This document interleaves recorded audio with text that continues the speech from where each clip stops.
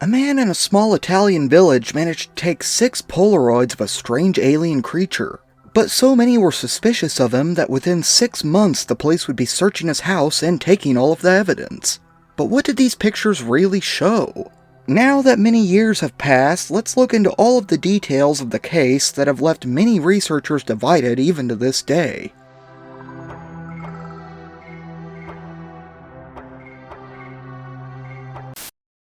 This story starts with a 23-year-old painter and ceramics artist, Filiberto Caponi.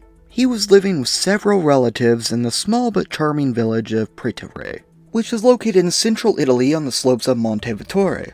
On the night of May 9th in 1993, at around 11:30 p.m., he was driving back home from another nearby village. But just before he got to his driveway, he heard a strange cry, but at first he didn't think too much of it.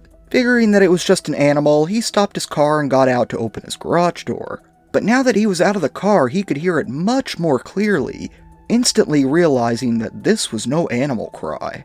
Filiberto didn't see anything though, so he walked a bit back up the road out of curiosity. Walking towards the strange sounds, he would end up getting closer to a streetlight. There he spotted a whitish spherical object, from which the cry seemed to be coming from. He thought it must be an animal trapped in a bag or something and went over to help it out. But before he bent over to open it, he gave it a little tap with his shoe to make sure it wasn't going to attack him. And it was with just this small tap that Filiberto's life would forever change. The second he made contact, the creature jumped into the air while screeching. It looked almost elastic as it did this, reminding him of a stretched rubber band. Once it landed back onto the road, it ran off at amazing speed. Although it looked humanoid in shape, there were some major differences even on first glance. It had very small arms, but fairly long legs, from which something like white bandages hung off of. While it ran, it was hunched over, and it looked to have brownish bundles full of air on its back that was deflating as it went. The creature was in such a panic that it ran headfirst into a stone wall. Once again screaming, it hopped back to its feet before leaping over the wall and disappearing into the countryside. Filiberto stood there in shock for about 10 minutes before returning to his car, and even then he sat for another 15 minutes trying to figure out what he had just seen. Then he finally pulled the car into the garage. Once inside, he was surprised to find most of his family still awake, so he just tried to act normal in front of them.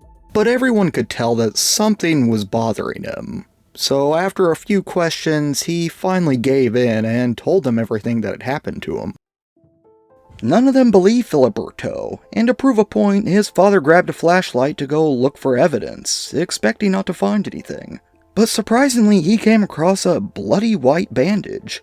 He still wasn't sure that this was actually proof of anything, so using a stick, they shoved it under an old washing machine on the side of the nearby building. They planned to come back for it the next day and drive it out to a larger town to have it tested or at least examined to show that it wasn't just from some random person. They then decided to call it a night and went back home and went to bed. But Filiberto just couldn't sleep after seeing that bizarre creature. And then around 4 in the morning, he suddenly started hearing the loud cry again, this time from just outside his window.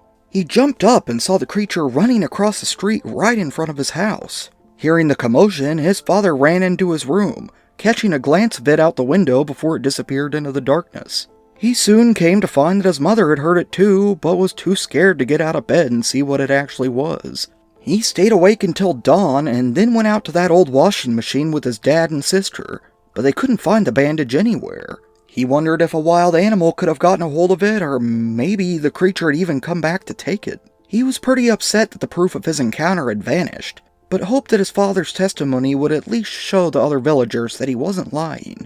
After this, the family just decided to keep the event between themselves and attempted to go back to their normal lives. But Filiberto just couldn't do this. He was paranoid, jumpy, and couldn't sleep.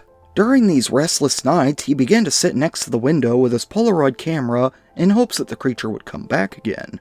And again, on the 23rd of May, he was once again woken up by the same strange screech that he had heard just a few weeks earlier. He hopped out of bed and ran to the window with his camera, spotting the creature calmly walking below a nearby streetlight. He tried to take a picture, but it was just too far away for a good shot and decided to try to get closer. The creature was now laying under the light, so Filiberto took this chance and crept up behind it and took his picture. Excited that he was finally able to get some proof of his encounters, he rushed back home, shouting at the family to wake him up and show them what he had captured with his camera. His father soon joined him in the kitchen to examine the photos. The first photo wasn't clear at all, and only the outline of the creature was really visible. However, the second was different. Filiberto would say that it was in the middle of taking a step when he took this photo. He says that the sole of one of the feet can be seen, as well as the small head overshadowed by the lumps on its back. Its brown torso also looked more bloated than the last time he had seen it. Taking them to show his mother, she would look at them before bursting into tears, but she wasn't exactly sure why she did this. He put the pictures in a wooden box for safekeeping, and they all decided to just go back to bed. They figured that they would show the public these photos later on. But the next day, when he went to go grab the box to show his grandmother, he would discover something quite strange. The wood on the top of the box had started to warp inwards. Taking off the lid, he quickly smelled something like burned plastic. Inside, he found a couple of other pictures appearing slightly blackened and burned. When he dug out the Polaroids he had just taken, he would find them stuck together but unharmed. Pulling them apart, he noticed that the creature in the image seemed to be raising off the photograph like a tiny bas-relief. He wondered if something like a beam of energy may have been shot at the box in an attempt to destroy the images. But his father would just assure him that it must have been some bizarre chemical reaction with some of the loose batteries that were also in the box. Unsure of what else it could have been, Filiberto accepted this as the most likely answer, but he did still have his doubts. He still wasn't comfortable sharing these photos with others outside the family yet, and they all just decided to hold on to them for a while. A couple of days later, while out in the village, he would hear a couple of women talking about a spirit that's been heard screaming in different areas around the town. It seems that others had heard it too, but most just thought it was some unknown animal. But Filiberto knew that this couldn't just be some animal, and decided to start buying magazines and books to learn more about aliens and UFOs. A couple of weeks later, he met up with his friend, only known as Carlo. After a while of talking, he decided to test out the waters and just see how others would react to his story, telling Carlo everything that had happened to him. It seems that Carlo's brother would be eavesdropping at this point, and heard some of the story as well. He even suggested a possible explanation. Apparently there was a rumor going around town that a family had a deformed child hidden away, only letting it out at nighttime to play. But Filiberto didn't really believe this, saying that the couple were just socially isolated introverts. On his way home from Carlo's house, he would overhear a couple of older men complaining about a high number of chicken deaths in the area. One said that over 20 of his hens were killed in one night, and the weird part was that every single one of them appeared to have their blood drained. Wanting to know if this had anything to do with the creature, he went over to that man's house to ask him a few questions. He told him that he was collecting food for starving dogs and asked if he could examine the deceased chickens. But the farmer said that the deaths were just so strange that they wouldn't be safe to eat. So instead he buried them somewhere on his land, but wouldn't give out any more details on the location. On a side note, this is somewhat interesting because they sound pretty similar to chupacabra attacks, and they weren't really described until about 1995 in Puerto Rico, 2 years after Filiberto claims to have taken these pictures. The next night, Filiberto went out to a cafe bar to relax and have a few drinks. But the atmosphere grew strange as soon as he entered the building. Before long, a few men asked to talk with him outside. Figuring that Carlo or his brother must have been telling others of his story, he agreed and followed them outside in hopes of clearing up any misunderstandings. At first he denied that the story even happened, but after they kept asking about the pictures, he finally admitted that the whole thing was true. But he still didn't really want these random locals to have the real photos, and just told them that he already sent them into a research center. And although this seemed to satisfy these people, it didn't keep the story from spreading to other nearby villages as well. Soon he was being stopped constantly on the street, being asked questions that he had no idea how to answer. He soon grew sick of this, and it said that he would hardly even leave his house from here on out. By the middle of June, he finally decided to report these sightings to the daily national newspaper. He was surprised to hear that they already knew of his encounter and were in the process of sending someone to the area to cover the story. But since he was really the only witness, they instead set up an interview at the newspaper's main office. But it seems that Filiberto would have another strange encounter before this meeting even took place. One night in late June, he and a couple of his friends and neighbors were watching a movie at the village clubhouse. After the film was over, Filiberto and Carlo decided to catch up a bit and walk back towards their homes together. But on the way back, they would again hear the strange, chilling cry. Thinking that it came from the direction of a nearby gate, the two men walked closer to check it out. It seems that at this point, another local had seen something, jumping the gate and throwing stones in the direction of the sounds. Filiberto rushed over and told him to stop, but the creature had already begun to run away. The three men debated on telling the police about it, but decided against it since there was no evidence. On June 28th, he and his mother would drive up and meet with the newspaper's reporters. Although this reporter didn't think too much of the story at first, once he was shown the pictures, he found it much more intriguing and credible. By July 1st, his story and a couple of bad quality copies of the photos were printed and sent all around the country. Soon after this, he was bombarded by requests from UFO and paranormal organizations, all wanting to see the pictures for themselves. However, Filiberto wasn't comfortable with this and didn't want to risk losing the originals. It seems that other organizations were also beginning to call him a liar and accuse him of creating the whole thing himself. And all of this just seemed to make him even more unwilling to show the photos to anyone else for quite some time. Soon, he was hearing of others' encounters and sightings in the nearby area as well. On the 15th of June, 5 firemen in a helicopter would witness a very strange-looking object nearly collide with them before changing direction suddenly and zipping off. On June 20th, a veteran, Giuseppe Zeta-Files, would notice a strange balloon-shaped doll thing land in his field and went over to investigate. But as soon as he got close, he noticed that it was actually some bizarre creature covered in what looked to be black plastic. When it noticed him approaching, it leapt into the air before running off into the distance. Zeta-Files said, "It looked me in the face. I had no doubt it was alive."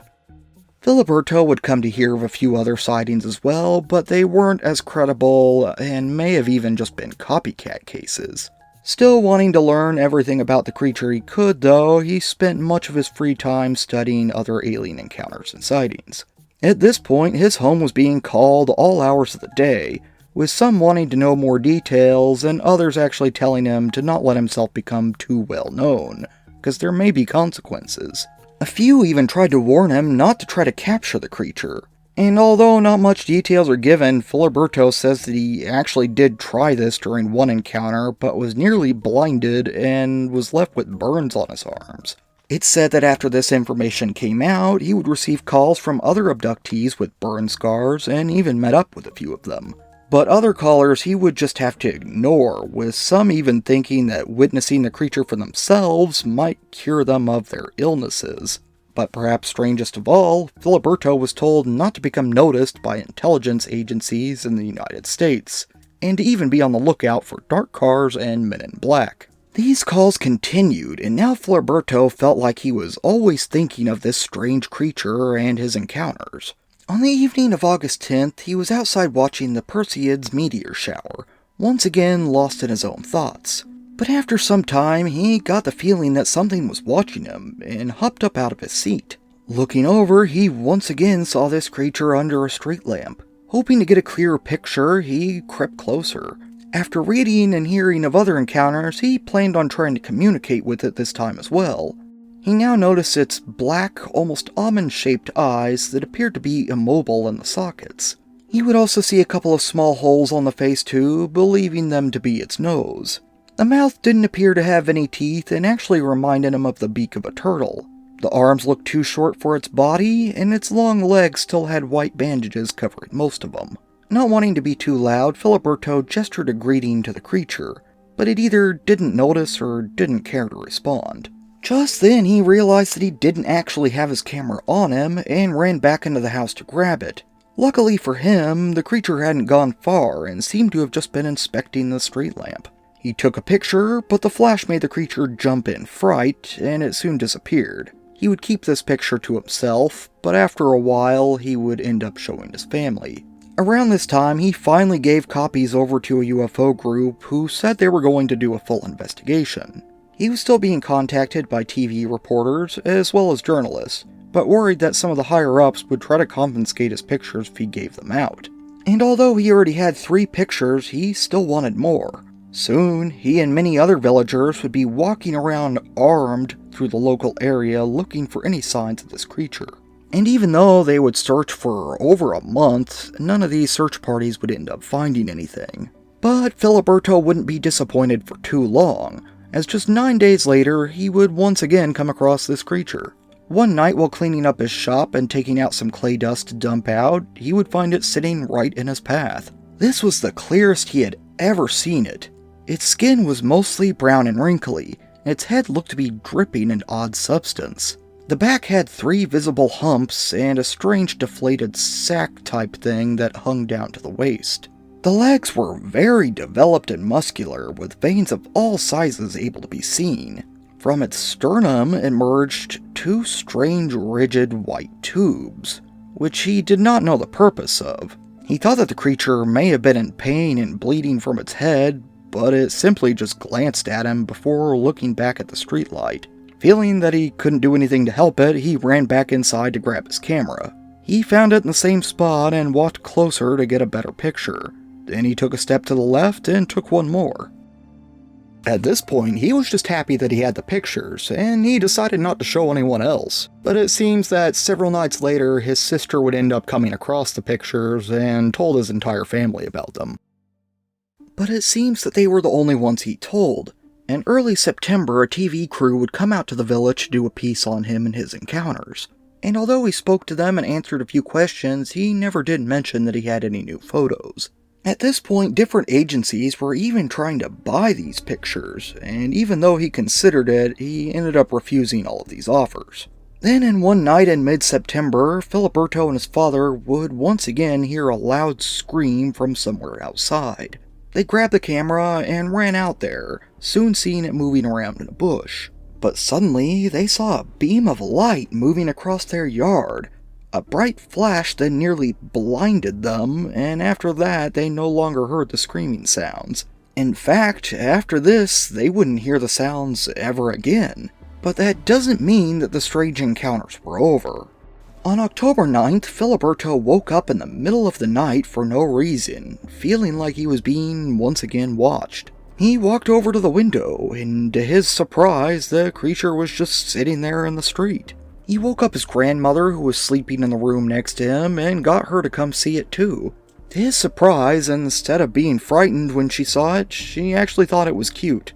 And even though she didn't want him to, Filiberto grabbed his camera and rushed outside to get another photo. He got up close and took the last picture he would ever get of this bizarre creature. It didn't react to him at all this time, so he reached out his hand and tried to touch it. But just before he made contact with it, it jumped to its feet and ran off into the night. He tried to chase after it, but just couldn't find it again after this.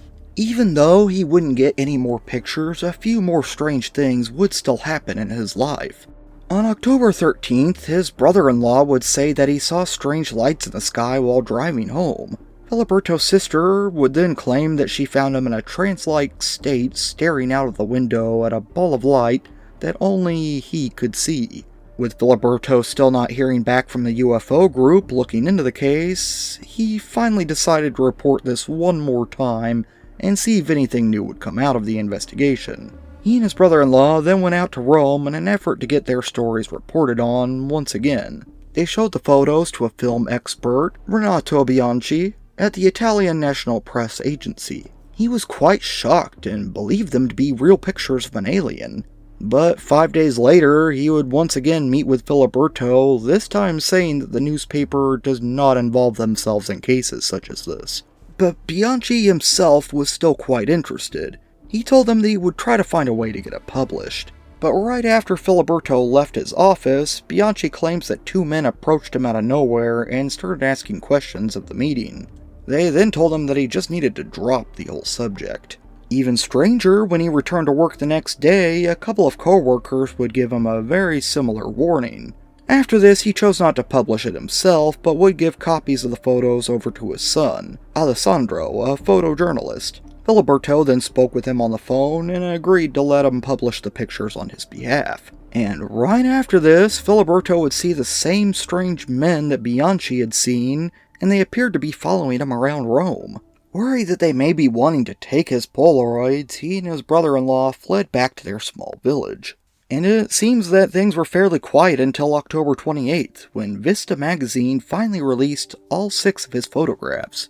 It was then that his area would be flooded with journalists and UFO groups, all competing with each other to be the first to get the complete story behind the pictures. And it seems that he would end up choosing a TV show called Your Affairs, appearing on an episode shown on November 5th, 1993. Here, Filiberto, his father, and grandmother all shared their stories of the strange creature they had all witnessed. That episode would end up being a hit, and many were surprised at how normal and genuine the whole family seemed to be. But maybe he should have taken some of those warnings he got earlier just a little bit more seriously. Just a couple of weeks after this show aired, he would be visited by the police with search warrants. The police would take all of his photos as well as his camera, even charging Filiberto with creating panic and spreading false rumors. And even though they weren't arresting him, they said that he would face serious consequences if he were to continue with his claims. They told him that he had been under investigation for 6 months at this point, which means that they had been watching him since the first story started spreading around the village. It seems that the charges mainly arose because of the groups of armed people walking around the countryside in search of the creature.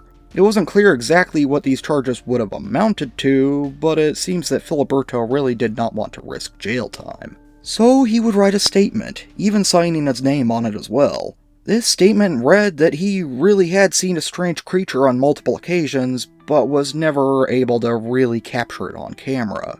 After getting frustrated with missing his opportunity every time, he would end up using his skills as a sculptor to construct a clay look-alike to photograph instead. He then passed these off to the public as pictures of a real alien entity. The police would also say that they found clay of the same color in his workshop, but it seems that they never tested it any further or anything. Even after all of this, Filiberto was still required to speak to a judge and pay a hefty fine as well. The police then contacted newspapers all over the country, and even one in France, telling them to update their stories. The next day, multiple different papers would write articles stating that the entire thing had all been a hoax. Interestingly, this isn't the first time the police have done something like this in Italy. At one point in Naples, 7 different people would report seeing a silver shining humanoid being, and even reported it to the local paper. But then just a couple of days after this, the police actually visited all of them and told them that for their own well-being, they should just drop all of it. And then all of them would actually change their statements after this. Filiberto was quite upset at this point, finding that even the UFO groups investigating his case would all turn their backs on him. Everyone now thought that he was just an obvious hoaxer. It would come out that one of the first groups to look into his photos were actually the ones that reported him to the police to begin with, which may explain why they never seemed to come back to him with any results. With all of that said though, it doesn't appear that the police ever came across the clay model of the alien, leaving many people to wonder if the whole story really had been fabricated.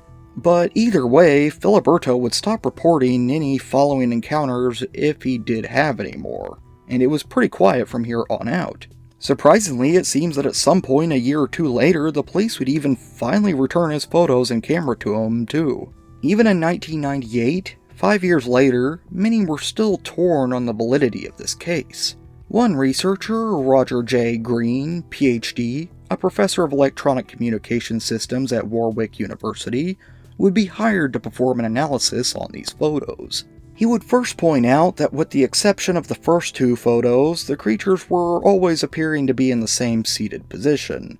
The texture on the skin looked to be uneven and completely hairless. Towards the back of the head, the skin looked layered, becoming more white. The hands have 2 fingers and a thumb, and the feet just 2 toes, all of which looked webbed and could have suggested an aquatic ancestry. The limbs did appear to be in the correct positions, but seemed oddly proportioned. The torso does, however, look bigger in picture 4 when compared to the others. There's also a white area on the throat near the tubes. The tubes come out of the skin and look to re-enter lower down on the stomach. But speaking of this, the white seems to reflect a lot of light from the camera flash, but the eyes don't reflect any at all in most of the pictures. In photo 3, the creature appears to be in some spherical covering with the legs underneath it. Taking measurements, he would find the legs to be the same length and proportions seen in the other pictures, meaning that it was probably at least the same creature or object just covered by something. This covering, as well as the first 2 pictures, were now being referred to as the creature's pod. When examining the pod, Dr. Green would find that mathematically the color of the outer portion did at least closely match the alien skin color. Not much more could be found out from the first 2 photos, but he did suggest that the first was an undamaged pod and the second was a damaged version. Comparing pictures 4 and 5, he would find a few discrepancies. Various marks and other small details seen on the ground don't seem to be in both pictures. For example, a small wood chip on the ground can be seen in both, but the dirt clod next to the foot is only in picture 5. Other small marks visible in 5 aren't present in 4, which could be caused by lighting, but since they were supposedly taken right after one another, you would expect them to be about the same. Dr. Green feels that in reality, there could have easily been a gap in time between the 2 photos. It was really just impossible to know for sure. But either way, it was clear that the creature moved very little, if at all, between the 2. It's possible that the tubes or the angle of its back moved slightly, but the creature doesn't appear to be breathing at least. He would even compare the photos to Caponi's paintings and terracotta work as well. He would find that although the color of the clay and the creature were indeed similar, only the creature had the white color variations. Dr. Green states that it is possible to mix clay in a way to make it look like the creature, but it's more likely that he just carefully painted it on. He would even compare the stance of the creature to that of an 18-month-old supporting itself on something unseen in the background, adding that the loose skin bulbous areas on the back could easily be from a costume too big for the wearer. Thinking of other past hoaxes, he suggested that it could even be the corpse of a monkey with several other animal parts sewn onto it. He said that when looking closely, it almost looks like it's decaying, which could also explain the uneven skin texture and the bulbous regions. Overall, though, Dr. Green couldn't come up with a complete conclusion due to the quality of the Polaroids. But in the end, the pictures didn't seem to be tampered with or altered. Like many other researchers in this case, he thought that it was pretty convincing, but had his doubts as well. Even today, many people still believe Filiberto's claims, but even those that don't agree that there never really was a proper investigation of this case. Some wonder if his statements to the police were actually true, and even though these pictures weren't of a real alien, he still did really see a creature just like it. Some speculate that it must have been an alien from a crashed UFO, or maybe even an escaped animal from a secret government testing facility. Some even suggest that the creature was hurt from the crash or escape, and was why it was originally wearing bandages and looked to be in pain.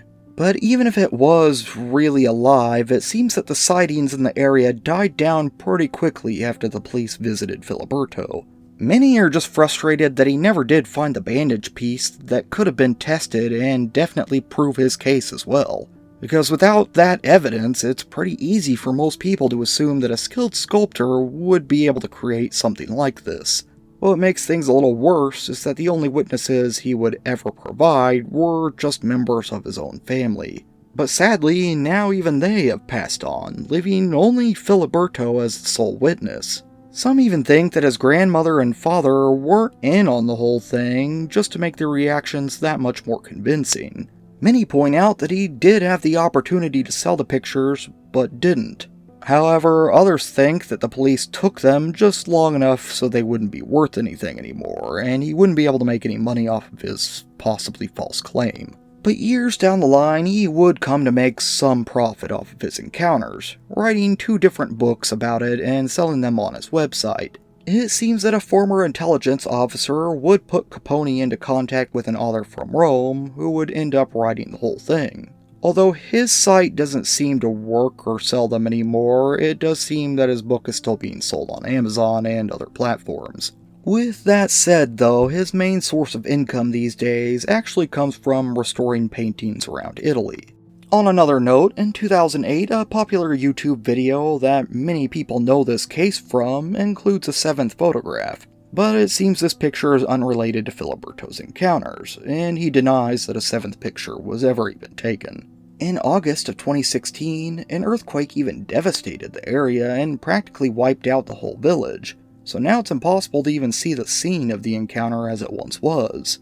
But Filiberto never really did quit talking to the public about these encounters. He would come to speak at many different events and conferences, all related to UFO and alien encounters. Recently, he's expressed his interest in making his encounter into a movie, and even uploaded a short trailer of it on his own YouTube channel.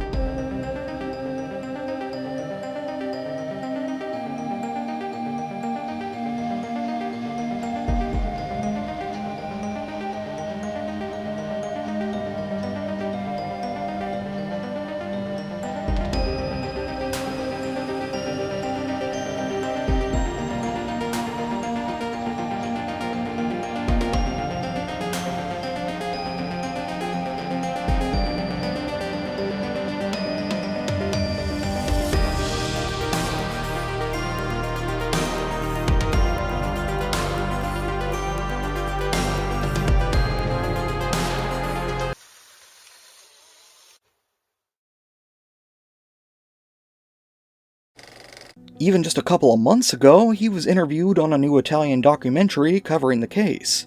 Although most people consider the encounter to be a hoax, when meeting him in person, many find him to be a nice guy and seemingly pretty credible.